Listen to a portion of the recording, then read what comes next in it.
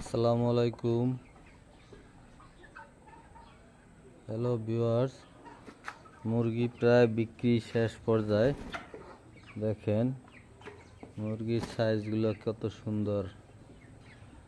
আপনার মুরগির size 3 over, 3 over মুরগি।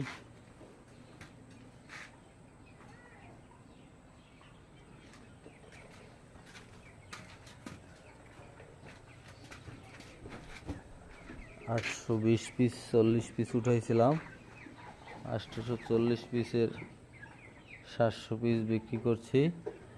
এখন আছে আপনার 100 পিস।